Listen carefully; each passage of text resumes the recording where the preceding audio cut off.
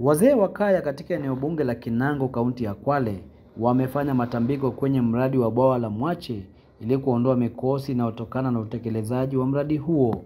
Matambiko hayo ni kutokana na kuharibiwa kwa sehemu walizokuwa wakitumia kama kaya na mradi wa ujenzi wa bwawa la Mwache.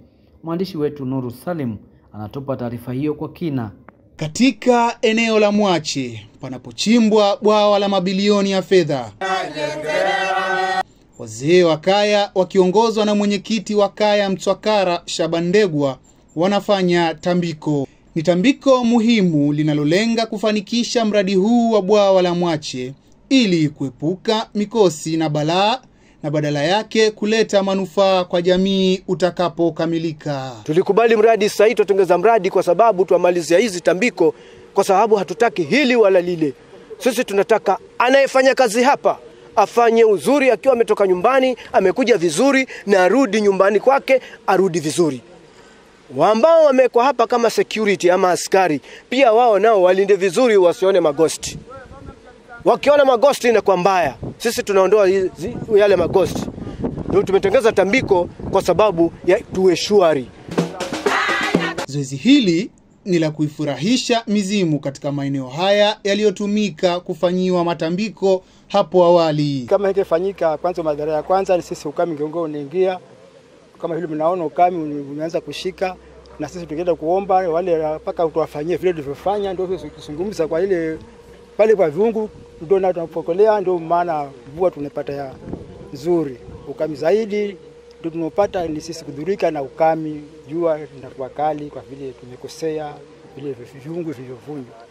Na ile madamu tumerudisha tukaenda kuomba wale tunatusikia na mvua itakuja ile ya kawaida. Sherehe ya kuchinja wanyama na kutoa sadaka kabla ya maombi yao kukabiliwa na mizimu inafanyika. Nyimbo za kitamaduni almaarufu vumatiti zinaimbwa. Chungu chenye maji na majani ya kitamaduni kikizikwa ili kubembeleza mizimu.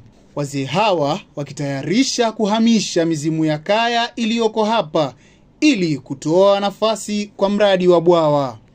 Chungu hicho kinasalia hapa kwa muda wa siku 7 ili kukaribisha mizimu kuzungumza na wazee wa kaya kuhusiana na swala hili la kuhamisha kwao. Hapa pakiwa marufuku kwa mtu yeyote kukaribia kwa muda wa siku 7 wakati chungu kitakapofukuliwa kuashiria mwisho wa tambiko.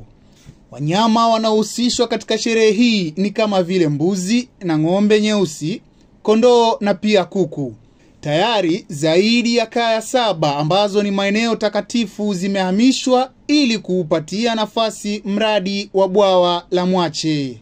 Hata hivyo, wazee wa kaya wanasema mradi huo umechangia upungufu wa wanyamapori kutokana na baruti zinazotumika katika eneo hilo. Mradi tunaushukuru, hatujokataa, tulikubali.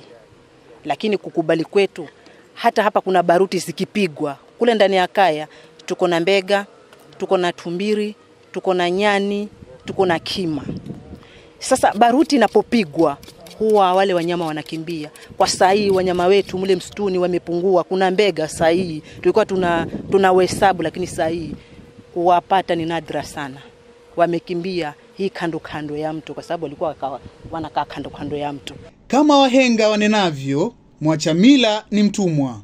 Wazee wa kaya Mtswakara wanaendeleza mila zao. Nikiripotia Coast Times Digital, mimi ni Nuru Salim.